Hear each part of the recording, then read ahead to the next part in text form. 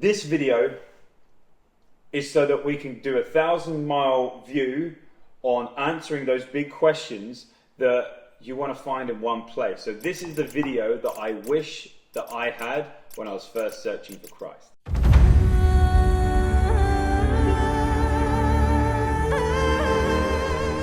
So first up, I like to think I'm a super rational person and I'm never going to blindly run into anything. I'm probably overly critical of a lot of things, even now. And that's the way I am, and chances are that's the way that you are if you're a smart person. And my biggest problems that I had straight up were, what about evolution? What about the Big Bang? What about all the scientists? What about what I learned at school? Genesis, the whole world being made in 7 days, or 6 days. How can all that could be true? It's fairy tales, it's crazy. Excellent. I was you. Let's start from there. First of all, I had to dive into Big Bang. Now, Big Bang is a theory. For something to be scientifically based, it has to be three things: measurable, repeatable, and observable. Okay? So, for example, if I had a cup here and I knock it off this table, I can measure, put all the measurements in places in how tall that table is, what kind of cup we have, and how many times I do it. When I knock it off, I can measure how it's knocked off, but also I can observe what happens. I knock it off the table, it falls, it smashes. And it's repeatable. I can repeatably keep doing this experiment and see what the outcome is, and therefore we can have a scientific case as to predicting what can happen into the future. And when 100 times out of 100 times I knock it off the table, it falls and it smashes, we know there's a pretty solid scientific foundation there. If it smashes 99 times out of 100, we have a variability, right? This is science: measurable, repeatable, observable. So let's go to the Big Bang. Why, for a start, is it a Big Bang theory? It's because at the time, best fit what they could observe. Now, could you measure it? No, there's too many variables there for it to be measurable. They did things such as looking at the colors in which the stars are, and when things move away from you, they burn a different color. And all the stars are burning those colors, saying as they are burning balls of light flying away from you. And that would give the impression that everything started from one particular center. And that's why even people who are evolutionists and Big Bang theorists, they can't get over the perfectness and the very unlikability of the universe even starting in the first place, because it all would have started from one place and a big bang, right? So this Big Bang theory is everything started from nothing. And so we have a few problems here. And even some people will say everything started from the top of a pinhead, okay? How can we measure that? No. Can we observe it? Definitely not. Can we repeat it? No, we can't. Okay, so that's why it has to become a theory. And that's why there's so many different theories around there. I'll let you dive into how it gets pulled apart and how they said the stars are a certain amount and then they reset the star distances so that it could fit the theory still. There is very much a lot set up and a lot of money being made on that as well. And so I'll leave you to dive down that, but it's not measurable, it's not observable, it's not repeatable, therefore it is a theory. But let's go further down that line. What did we all learn at school? And if you took it further, what did you learn? Is that there's this big explosion, and then suddenly all the planets were formed from this explosion. Now, first of all, there's no friction in space, therefore there could be no wear and tear. So all of these balls of planets got perfectly made, perfectly round. And they just happen to be where they are. Bearing in mind we've got the sun, the moon and all this, and if they were moved any further or closer, would either get burnt up or would freeze, okay? So we happen to be in the perfect place to create life ever. There's no friction, and yet everything's in a perfect ball, and there had to be matter. So during that explosion, not only was matter created, but also physics itself was created. And physics meaning if I drop this Bible, which I never would, if I drop this Bible, bang, it's going to fall down. Gravity is what we've called it, right? So we have certain laws that come into place at the same time as this random explosion. Now, here's the thing. We have the law of cause and effect. If I have that same cup here and I was to knock it off the table, it falls and it smashes. And what happens if I don't knock it, I never touch it, there's no weird circumstance like an earthquake or blowing wind? What happens is that stays right there. It doesn't move because there's no effect without the cause. The effect of it falling off the table was me causing it to fall off by knocking it, right? So if all this did happen, all the explosion, the balls are made perfect, and matter and physics have come to time, that is the effect of... There's no effect to the cause. Therefore, everything's come from nothing. Again, not measurable, not observable, not repeatable. Now, these balls are perfectly made. Let's take Earth now. So Earth is made water and rock. And then over billions of years, this is a big filler word for basically we have no idea. Over billions of years, the rock became bacteria. Okay, so it's become a single-cell organism, what they'll throw up. But those single-cell organism, over billions of years in complete accident, then became different types of bacteria. Right, stop. Bacteria itself is very complex, right? And there's the second law of thermodynamics, and that is that everything is losing energy, right? It's running down.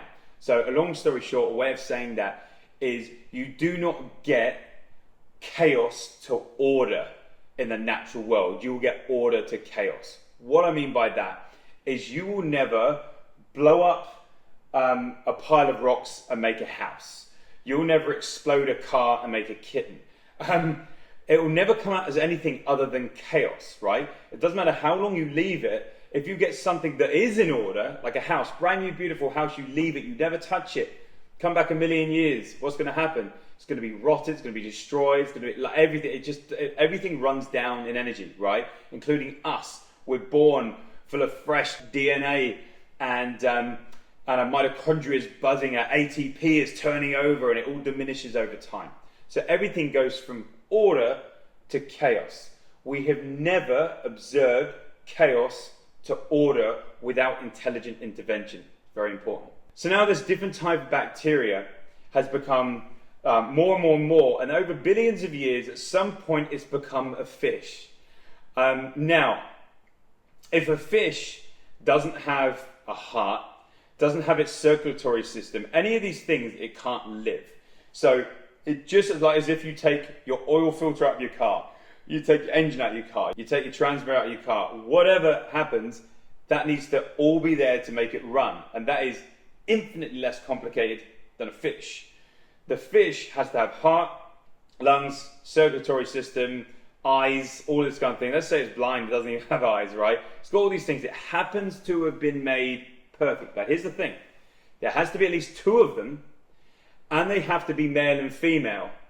So, and above all that, during the entire vast oceans, they had to be close to each other.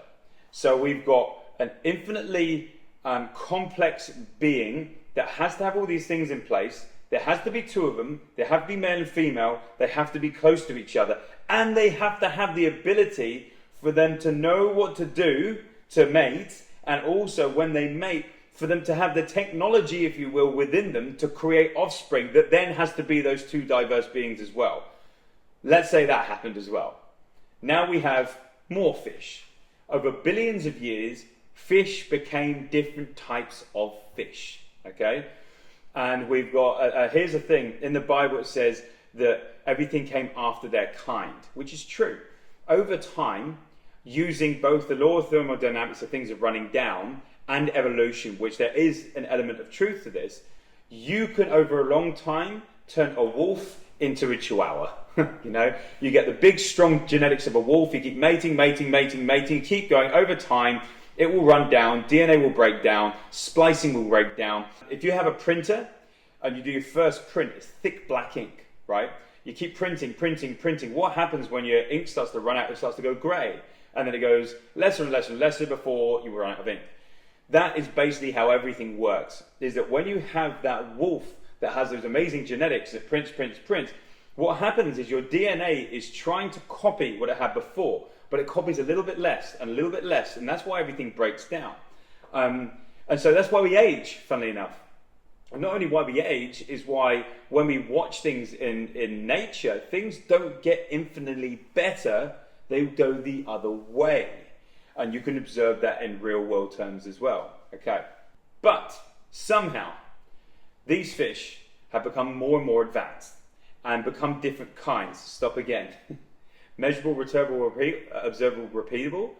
We have never observed, measured, or repeated, especially the ability of seeing an animal change its kind. Now, a dog will create different types of dogs. A cat, different types of cats. You get the idea.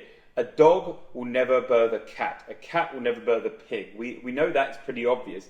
But for evolution to be true, you have to birth a different kind, which is not only against the Bible, which we'll go into, but right now we're establishing like what's truth and what do people usually know as truth and discount everything else without even looking into what they believe.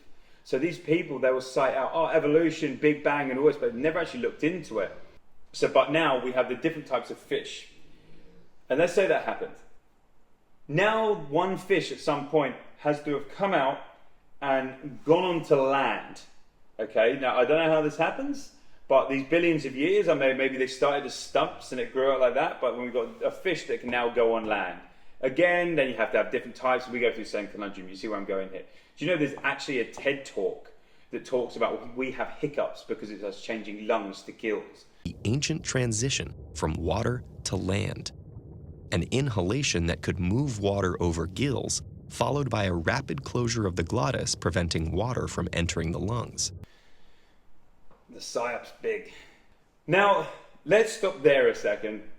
And we're not even bringing in trees and so many other things like, you know, fossilization of animals that goes onto the flood later on. I'll cover that in a different video.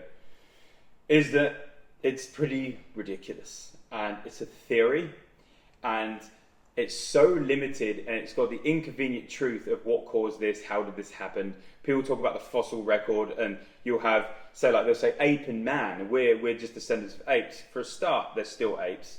And also there is no transition between them. If that was true, we'd have transitional beings between becoming less ape and more man. We don't. So that brings us to Genesis in the Bible. For a start, why would you even trust the Bible? I'm going to break this into series. So this is the end of part 1. Part 2, we're diving into that.